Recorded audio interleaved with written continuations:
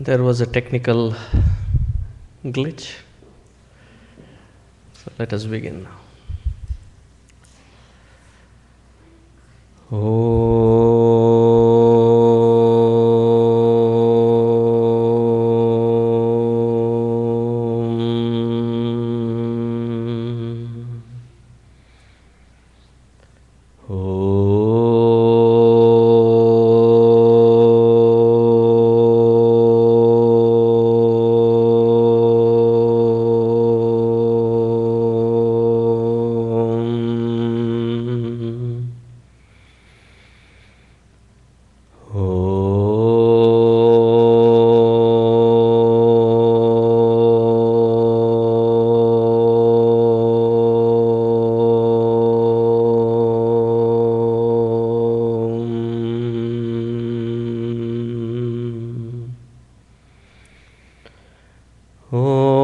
सहनाववतु सहनौ भुनक्तु सह वीर्यङ्करवावहै तेजस्विनावधीतमस्तु मा विद्विषावहै। ॐ शान्ति शान्ति शान्तिः।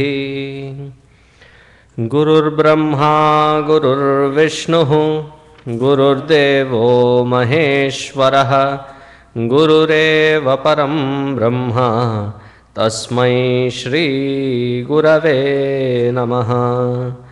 तस्मै श्री गुरवे नमः। For those who do not have the book, can follow from here. Thank you.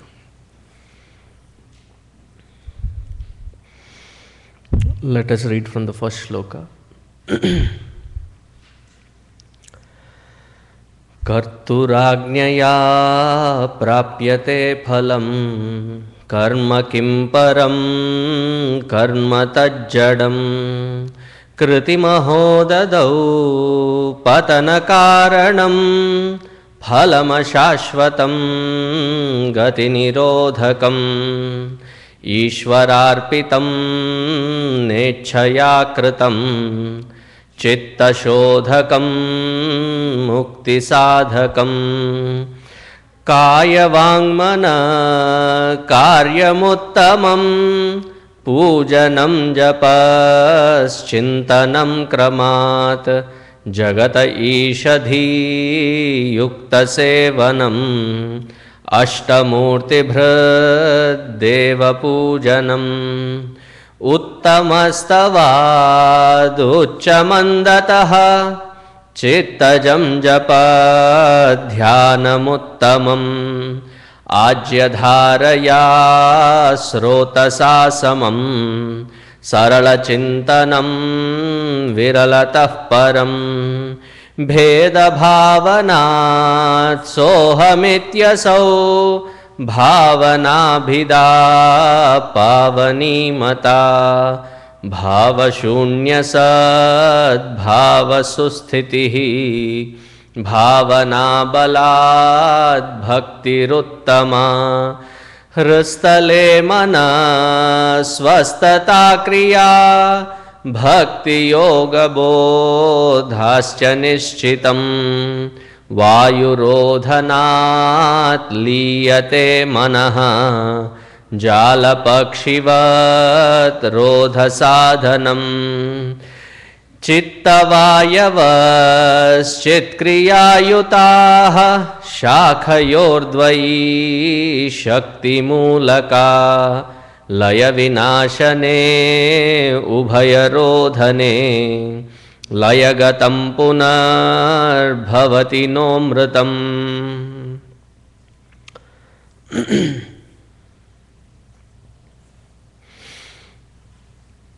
चित्तवायवः चित्क्रियायुताः शाखयोर्द्वयी शक्तिमूलका। The thought and the breath have the same root or the origin, which is the platform of consciousness or awareness. as we discussed last time, it is very difficult to grab, to control, to have an accessibility towards a mind for an uninitiated seeker. Many times, you ask that mind to do something, it in return says, shut up.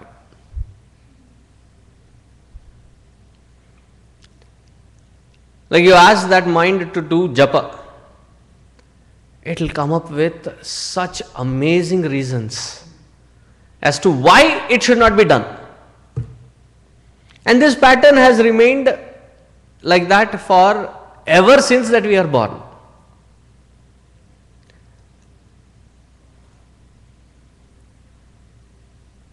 When you are young, when your toys were supposed to be in its place after you have used,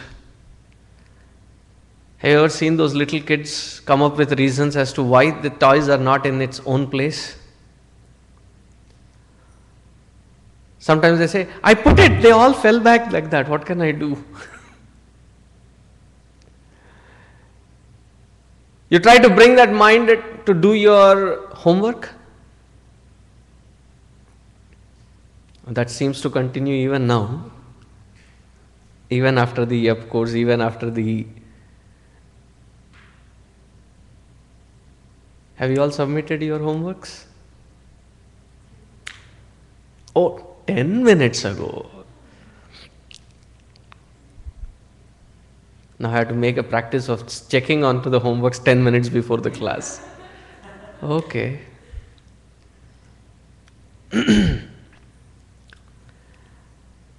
And the resistance that comes with it. And you can see that resistance with anything to discipline, anything about responsibilities, anything that is worthwhile doing. There is such huge resistance from within. Constantly. Mind is so difficult to gain that accessibility over that mind.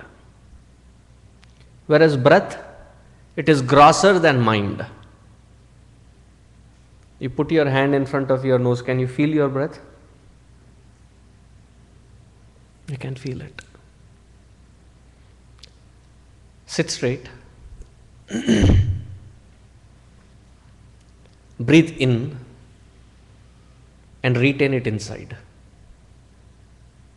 Can you do it? Okay, breathe out. Don't breathe in. Now breathe in.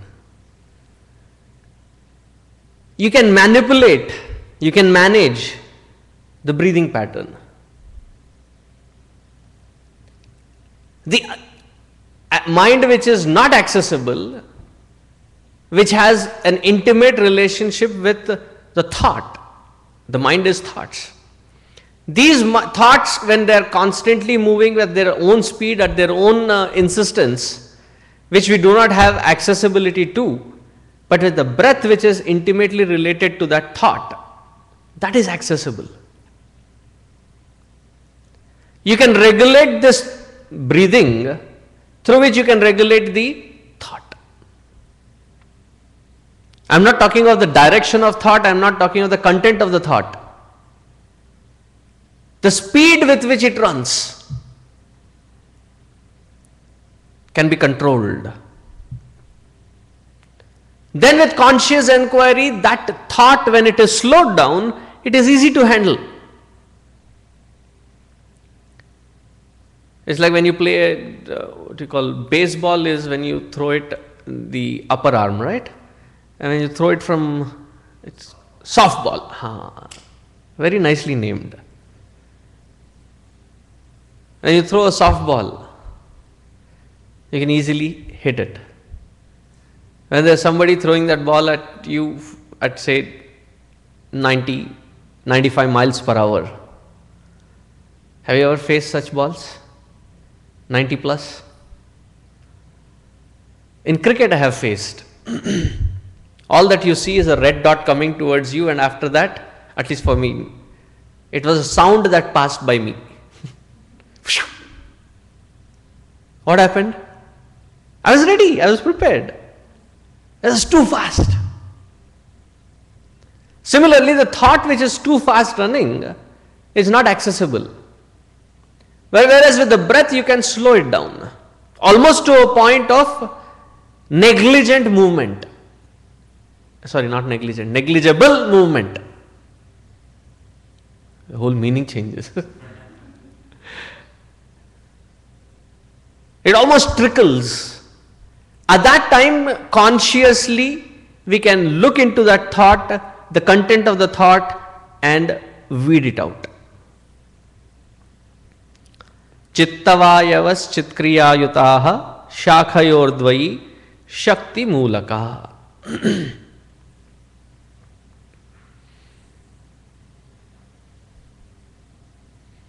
Now, this mechanism is of utmost importance to be understood.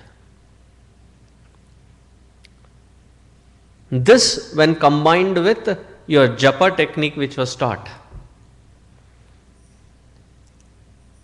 is such an amazing technique that if you perfect it, definitely it will help you at your own personal level. No doubts about it. You can actually command the mind. Sleep, not now. Sleep, and it sleeps. You don't even need a timer or a alarm to wake you up. You command that mind that after 4 hours wake up and it will wake up. You command the mind that it needs that rajasic energy to run into that field of activity and it will function.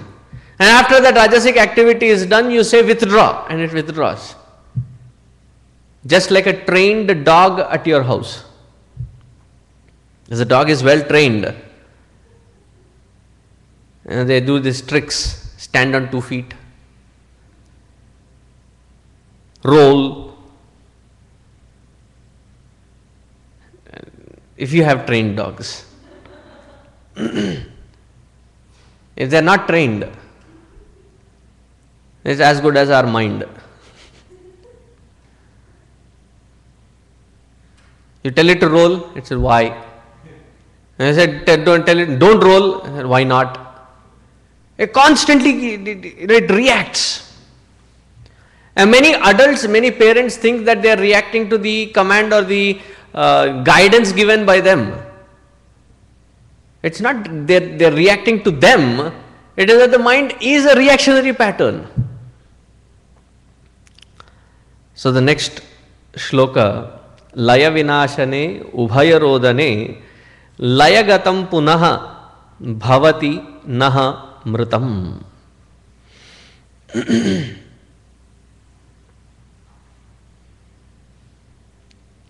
It's strange. Can I borrow your book for a minute for that shloka? Quickly. There's a print mistake here.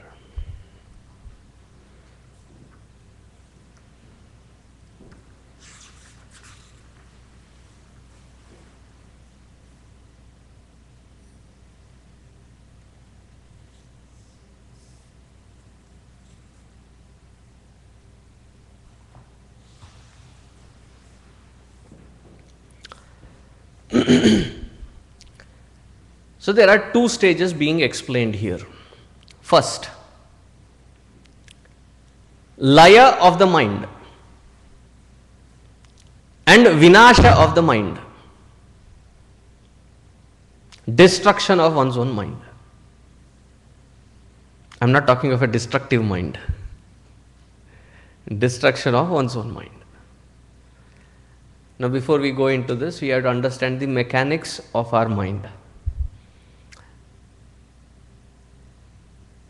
A brief, you should remember all these things. How would you define a mind? Okay. If you have read Self-Unfoldment enough number of times, one generic answer that will come out is flow of thoughts. What next? What is the characteristic of mind? Seat of emotions, seat of indecisiveness, works in the field of known.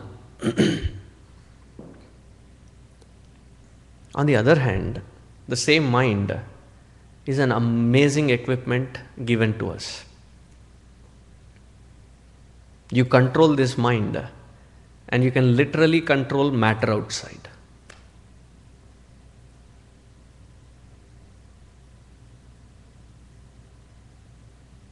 Do you remember the scene where in Matrix, Neo asks, "Can I dodge the bullets?" So the answer given by Morpheus is that when you're ready, you don't have to. And there is that scene wherein he's shot at by all three agents, Sattvic, Rajasic and Tamasic agents. Literally, those three agents are Sattvic, Tamasic and Rajasic. And they shoot those different bullets at him. And what does he do? He just looks at them and they stop right in front of him. And then with the wink of his eye, all of them fall. We don't have a control up here. What will you control outside?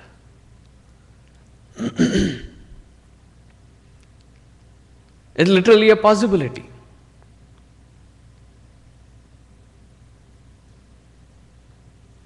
So this amazing equipment that we have, what is the beautiful part of it? Right from the moment that you wake up till you sleep, it constantly, non-stop compiles every moment into an experience through the data that is gathered through various organs of perception. Like the Dolby stereo system 5.1, 5 different channels synchronized into one. At every given moment, the audio, the video, the smell, the taste, the touch, all of them are synchronized into that one moment with a time map on it, tagged and bundled as one moment of experience.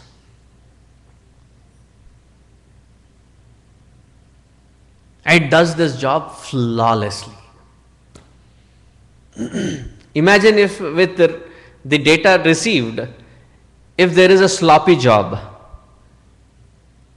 of something that you have heard at one time, something that you have seen at one time are mixed into one bundled experience.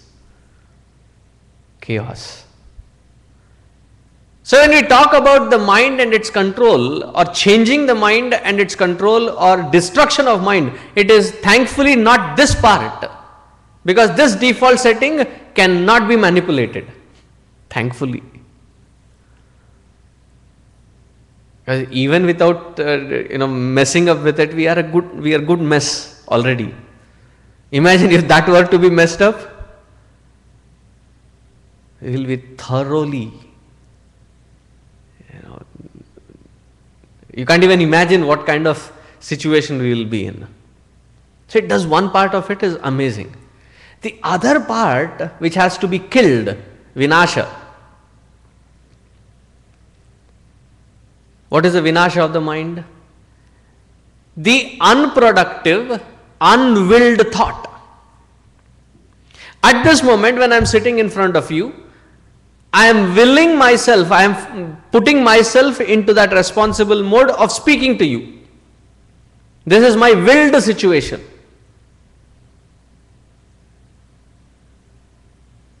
But inside, there are so many unwilled thoughts. You don't even know what triggers it.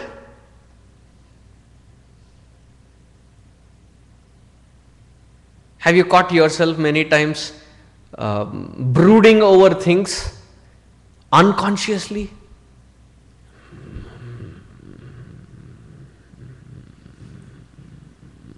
Somebody taps or calls out your name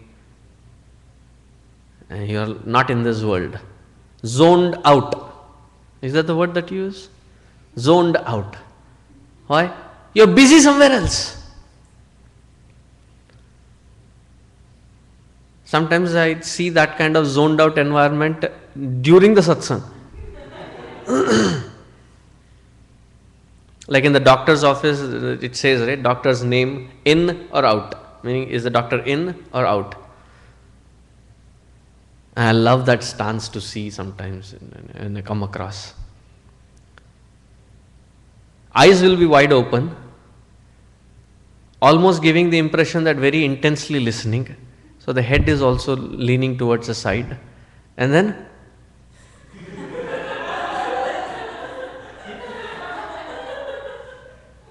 and when people around laugh, the first thing that you want to check, nobody was observing me, right? Totally zoned out. Were you asleep? No. Where were you? Stuff. Busy in some stuff. The teenagers, the answers that they give, I don't even understand their language at that time. They are some of my pet peeves. When you're serving them food and you say, do you want some more? I'm good. Who the heck asked you whether you're good or bad? Tell me if you want or don't want.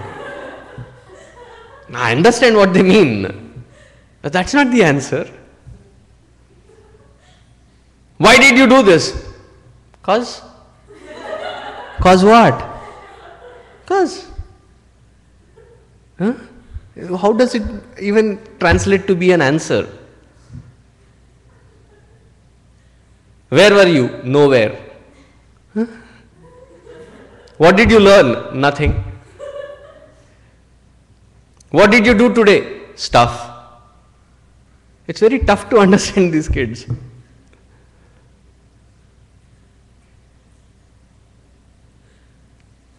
Totally zoned out. That zoning out which happens unconsciously, unwillingly, that has to be rooted out.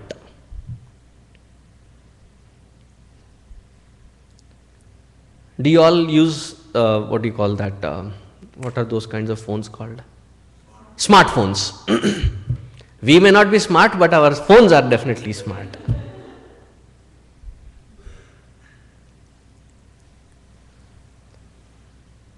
Especially on the Android and other platforms, you have a app killer.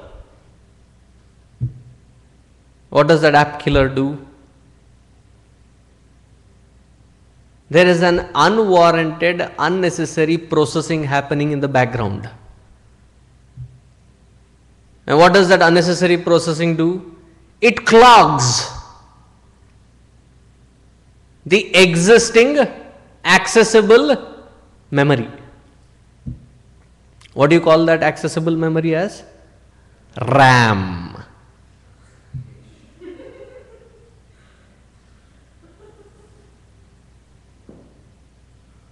And the one who is the controller of that RAM with accessibility is called Isha of that RAM. Ramesh.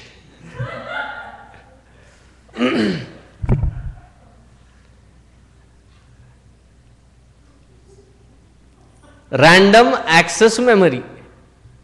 When that gets clogged, what happens to your phone? It starts acting. You push one button, with all the touch screen and everything, you almost doubt yourself. Did I?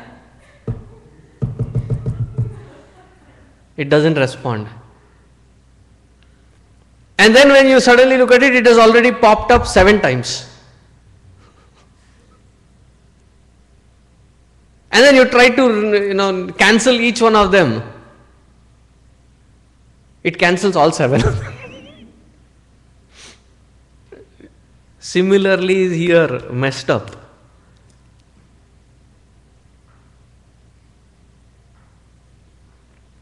That clogging has to be done away with. When we have such accessible mind without the clogging of unwilled thoughts, such mind is prepared for meditation. When you sit on the seat of meditation, close your eyes and ask that mind, shut up. And it doesn't say. Why? But now why?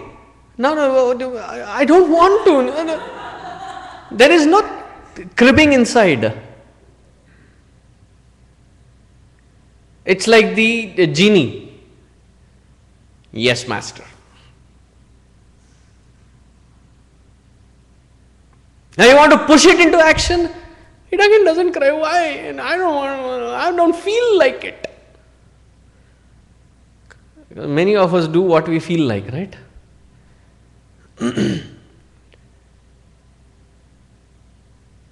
What kind of food do you want to eat today? I feel like thigh, calf, leg muscle, thigh muscle. I feel like Mexican. Why are you not doing it? I don't feel like it. This unwilled processing, unnecessarily clogging up, has to be removed. And there is no point trying to find where it is stemming out from. At this time, with our vulnerabilities, we are not ready to investigate into that. Free up that space within. Now, how do you free that space up within? Laya vinashane ubhaya rodane layagatam punaha bhavati naha mrutam. That mind which has gone into laya keeps coming back with unwilled processes again and again and again. And this laya mind, the mind which is absent like in deep sleep, is what the Buddhists call as nirvana. That is called shunya. When we make statements like, oh, Buddhism and Hinduism are very similar, I find that quite a hilarious statement to digest.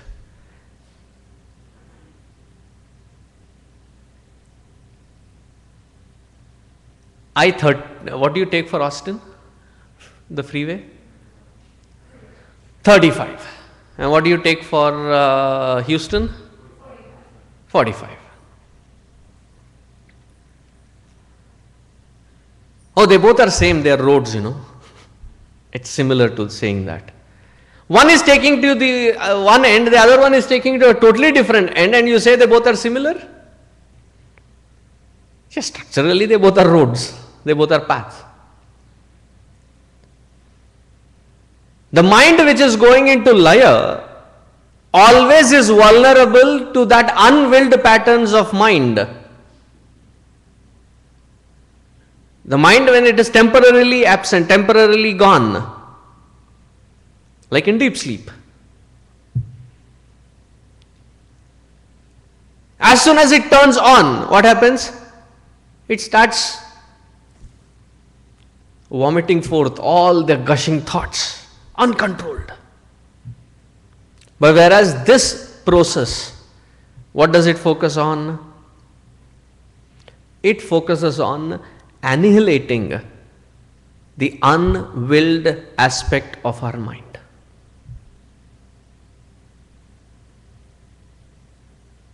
Such an amazing tool.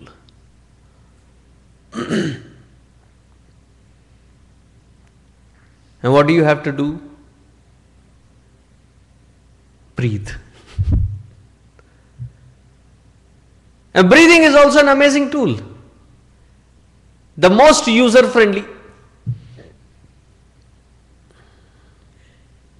All the books, gadgets and things that are there, we have to lug them around, we have to carry them around. However user friendly we make it, it is something that we have to carry around. It's a part of our system. And the art of regulating it makes it easy to transcend this unwilling aspect. That's why on the seat of meditation, after a certain while, when they go into laya, Laya, absence of processing, you get into sleep. So what is happening there? We have never trained ourselves. So the existing process of mind is that at one particular point it constantly thinks and thinks and thinks to its own tiredness and then falls asleep. It sleeps and sleeps and sleeps, gets tired of sleeping and then starts thinking again. But what is it that we are trying to achieve? We are trying to be conscious, awake, alert, and at the same time make sure that the mind is still.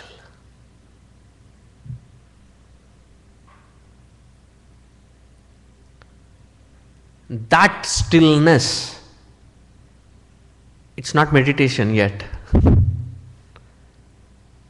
Many people out there tend to pass this state as the glorious state of meditation. The stillness speaks. Are you aware of the title?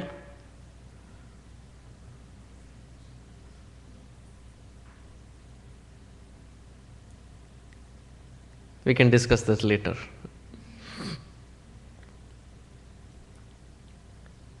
That stillness is the preparatory ground to go to a platform, dive into the platform of abidance into consciousness. In order to abide into that consciousness, the enquiry has to be done. It is not wherefore these thoughts are coming, but who is thinking?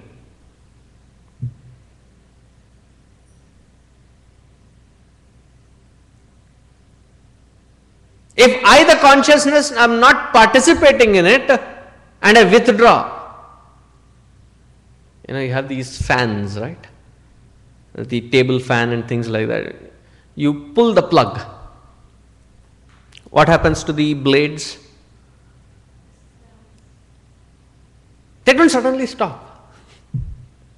They slowly come to a pause. Similar is the thought. Thought is the subtlest aspect of matter. Meaning thought also is matter. And matter by itself does not have the potentiality to move. It does not have the strength to be that wave inside without that consciousness supporting it. Now, I, the consciousness, meaning I, the witness, when I plug myself away from the thought, what happens to that thought?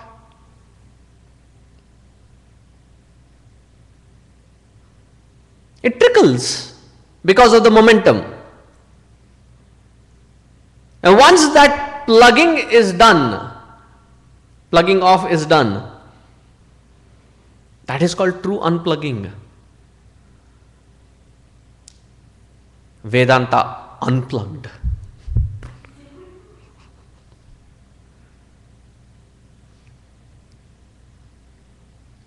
Then you see that any thought, whatever be its content, where are we busy caught up?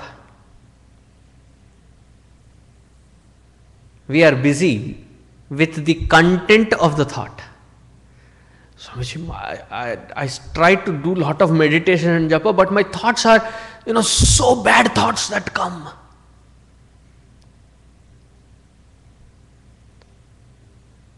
Now you can totally unplug. How does it matter what is being carried in that thought? Whatever is being carried, it is immaterial. Is it under the category of your willed thoughts or unwilled thoughts? If it is unwilled, and even if it is carrying a good concept or a good feeling in it, you are still vulnerable to it because it is not willed, it is not in your control. So don't bother about the content of the thought. Unwilled or willed. For most of us, goodness is by mistake. Because it is unwilled.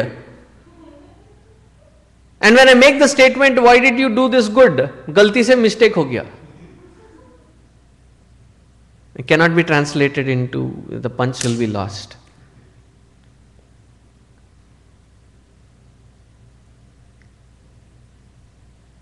I don't know what took me over, it just happened. A very scary place that is. Because there is no control over there. Laya vinasha ubhaya rodane. Just by the control of the breath, you stop the thought, and by being conscious, vigilant witnesshood, unplug from the thought. What content the thought is being carried or the thought is carrying, it does not matter.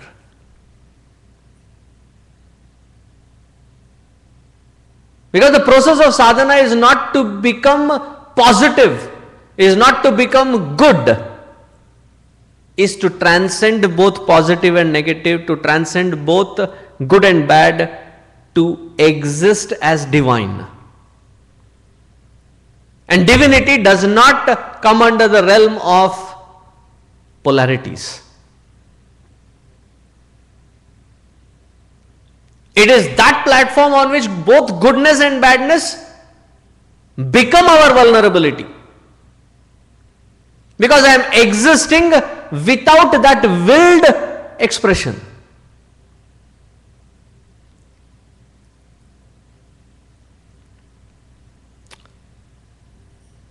Is the concept clear? Why that vague look?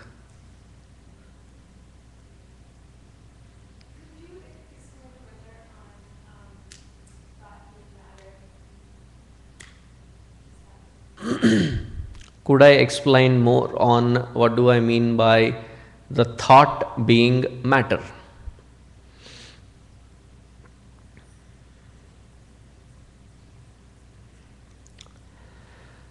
The food that we eat, what is it? Matter? Why such confused look? It is matter, Baba. Right?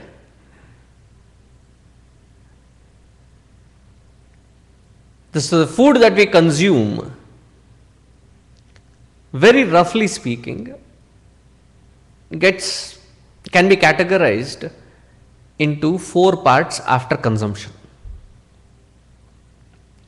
One part which the body does not require any further is thrown out of the system as fecal matter. First part. If there is input, there should be output. Otherwise, it is called a constipated environment. Making it very clear. That is one part of matter gone. The second, which is subtler than that, goes into the formation of this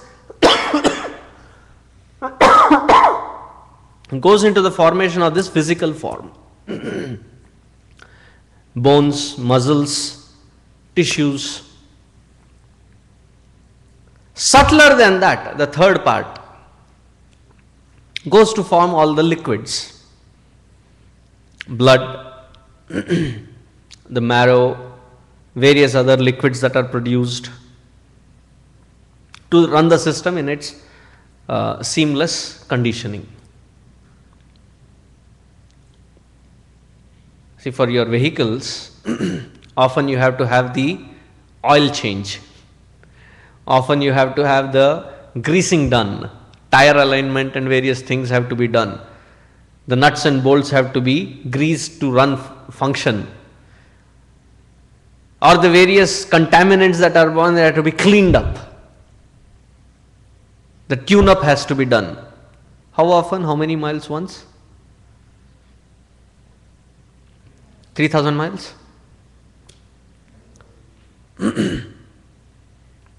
Imagine all of that is taken care as an automated process within. All these liquids have to be produced. The subtlest one goes into the formation of the thought or the thought formation. The subtlest aspect of the food that we eat. I was once sitting with, we were about 7, 8 of us. We were with a great Mahatma. This happened in Vrindavan. And that Mahatma ji had invited us along. We had gone to meet him, speak with him. But he was already invited to somebody's house for bhiksha. And he said, it's okay, you can speak with me, come along with me and we can keep speaking. We can keep discussing. So we took on the offer. So we tagged along with him. We were all sitting on the dining table. And the host was super happy because they had invited one Swami and there were 7 brahmacharis tagged along with. So they were super happy to feed 8 sadhu. So we were having bhiksha. And as he was eating, he suddenly called for the host and he said, can I have today's newspaper? I feel like reading newspaper. So keep it ready, as soon as I am done with my food, I want to read. So he was like trying to give the best. I said, English or Hindi? He said, keep both. So he sent somebody to fetch for the newspaper and the newspaper was being read. We finished food, he washed his hand. He paused for a while and had a very revealing laugh or a smile on his face. And then he turned to the host and he said, can I speak to your cook? In North India, the cooks are called Maharaj. क्या मैं आपके महाराज से मिल सकता हूँ? The cook. So he went into the kitchen and we followed him. So he asked that cook, did you cook all the food that you cooked today? I said, yes. They were all delicious. But while you were cooking, what were you doing? See, we brahmacharis never felt anything. But his was a very subtle system. Okay, the food that he was eating had impacted his thought. And he made that observation, therefore he was smiling. So he went to the cook to confirm it and he asked the cook, what exactly were you doing at that point while you were cooking? He says, I was reading the newspaper while cooking.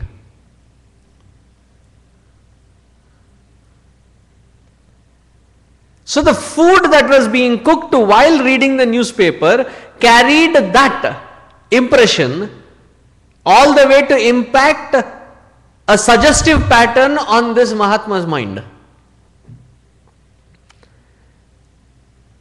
Not only that he saw it being impacted, there was an urge created.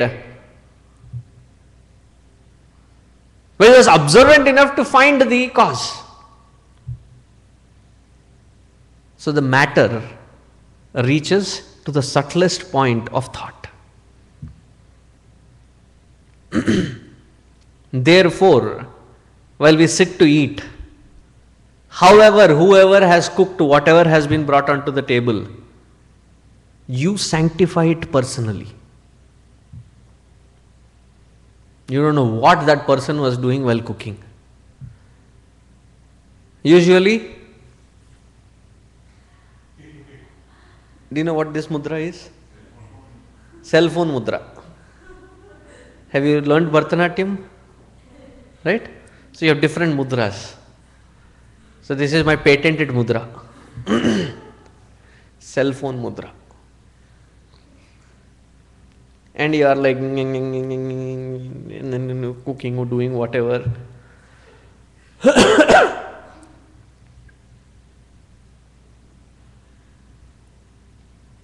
Food gets impacted, and that matter carries that impact all the way to the subtle part, which is thought. Does it make sense? There is an experiment.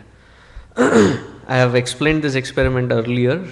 You will recollect it later as I am talking about it. In Chandogya Upanishad, Shvetaketu comes back from Gurukula. As he comes back from the Gurukula, he has the airs of, I have done it all, I have studied it all. So his dad asks him, that which you had to study, have you studied it? So the intellectual arrogance, he sits across and he says, Dad, don't worry, I'll make you proud. Ask what you want to ask. Dad was a great master himself. He said, Acha beta, I'll ask you after 16 days. Starting from right now, you have to participate in that experiment. Are you up for that game? Right? What do I have to do? Starting from this moment, you shall not. The son has just arrived from Gurukula. Mom is happy making some good, beautiful lunch or dinner, whatever it was. Starting from now, you will not eat food. Whenever you feel hungry, drink only water. But just drinking water, your prana shakti will be maintained. So don't worry, nothing will happen, you'll survive. For how many days, Dad? Do this experiment for 15 days. On the 16th day morning, I will quiz you on all that you have learnt in the ashram. So the son also very arrogantly takes up the challenge. After 15 days, the 16th day, Dad asks a simple question. Remember, in those days, those students were brilliant that they could remember everything. It was not like what the shloka did we do last week. And like, I don't know, maybe 11th, 12th, I don't know, one of those. What is the first shloka of Tattva Bodha?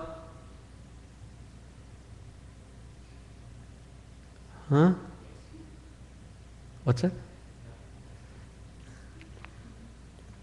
I said, who cares? I said yes. You have learned Tattva Bodha, right? Do you remember? You remember at least that you have learned Tattva Bodha, right? Okay, thank you. Their memories were really strong. So at the 16th day, the son sits and the father asks a simple question.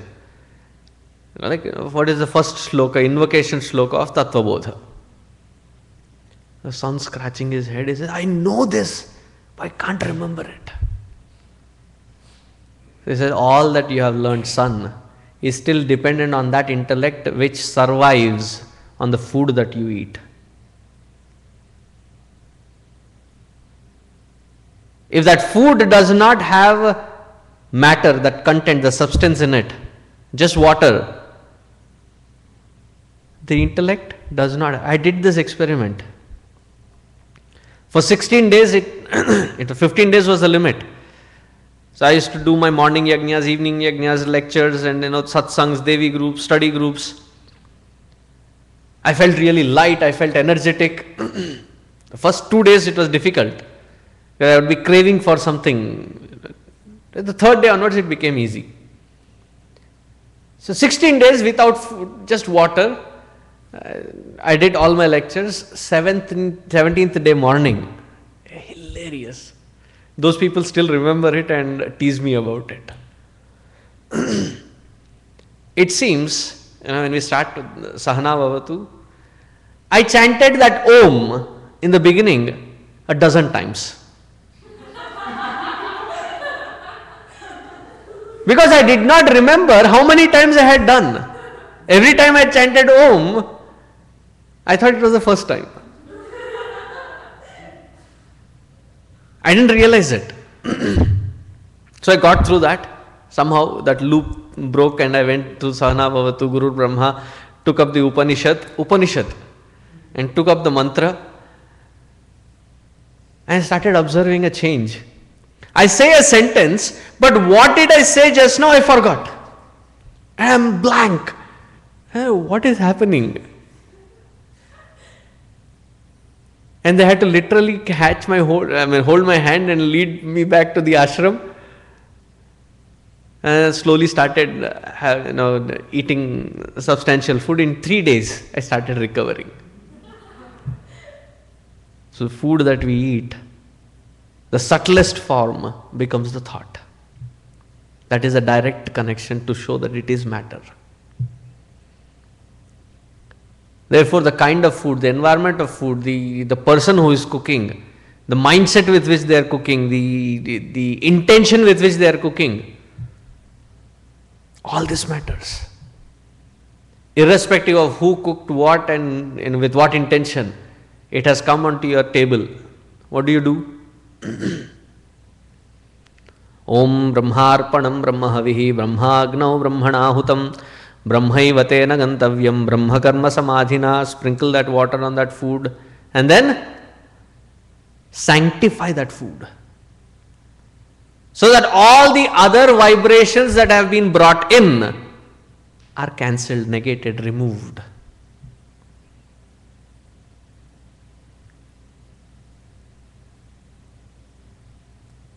That is the power there. And that mantra power is transmitted through the water to that food. That's why food is sprinkled with water.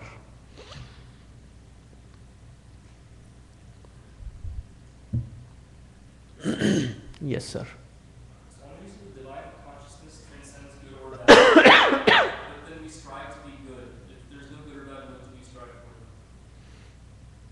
To be divine. That's so abstract. That's a tangible way to strive. What's something tangible to strive for?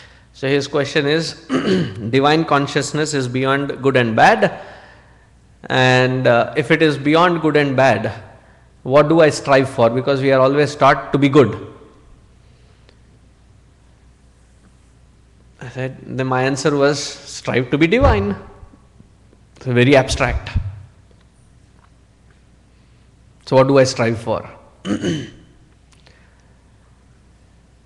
The sequence of what you put your efforts towards is that first stop doing bad, increase doing good, so that you can remove and ward off all the conditionings of doing bad. Having done that, having reached there, this is Karma Yoga. How do you relinquish that good? By dedicating to a highest altar, selflessly, without expecting anything in return. Then you transcend even that goodness, to be prepared to be abiding in the divine consciousness alone. Does it make sense? Sequential? You have a question? Why? Ask. Can prana be used to control? So prana can be used to control matter. It's a form of matter. Yes. Can prana be used to convert external matter to internal matter? Can you use essentially air to generate prana? Can you use, with prana you can control thought. Here is a sequence now, so you have to understand the sequence. With the prana you control the thought. Thought is matter. So with this prana, can I control the external matter in such a way that the external matter is controlled and internal matter is generated? Right? It's a very subtle science. And in the Yoga Sutras, they talk about it. And there are masters who live only on Prana Shakti, without having to indulge in matter to sustain themselves. Does it make a... So essentially food is only required till a point. Yeah. Time waste is required only till a point. Food is nothing but time waste. You said mind is in the state of willingness, and is that what you call Maya, where we do willful activities? Laya is deep sleep, wherein there is no thought processing at all. So with the breathing technique, you can reach that state also. But what we are intending is not that stage, but vinasha of the unwilled thought. Does it make a difference now? So we don't want unwilled thought, we want only willed thought, but we don't want a state where there is no thought like that. Yes. Otherwise, you'll be like the zoned out person in a blank space. But when you go to sleep, the mind stops, and then you said it wakes up vomiting all the, it comes back with full force. Did you mean dream state, or did you mean waking up, actual waking up? When I said the mind wakes up with various thought processes, both dream and the waking are its process of vomiting. Because it is unwilled.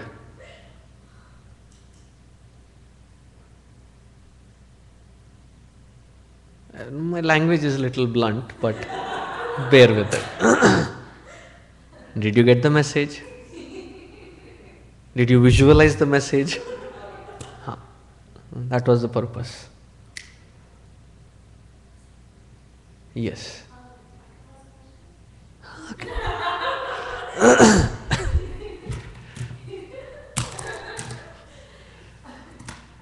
we say last week that the first innocent thought that pops up tends to be the best? So wouldn't that mean that the unwilled and good thought is also good? Last time we said that the first thought that is born is an innocent thought. So the unwilled first thought can also be good, is Akhil's question.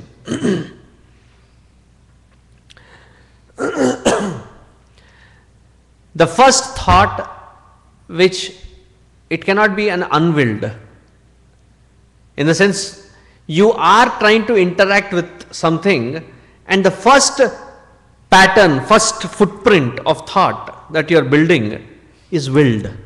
Therefore, it is good. It is born from that willingness to look into it, to interact with it. From the second thought are the unwilled thought that take over. That is when it gets corrupted.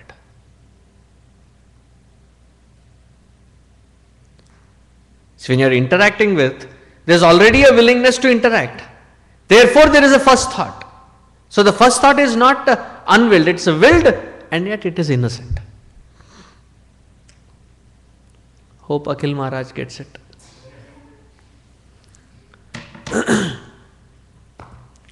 Any other questions there up there? Okay, good. So we did the 13th shloka today, and then we'll see 14th one next time. Because whatever are the methods in between of this willed thought and unwilled thought, and how to curb it through conscious witnesshood, that is explained in the next shloka. I was scared that someone may ask, what is the process? So the process is in the next shloka. Om Shanti Shanti Shanti Harihi Om Shri Gurubhyo Namaha Harihi Om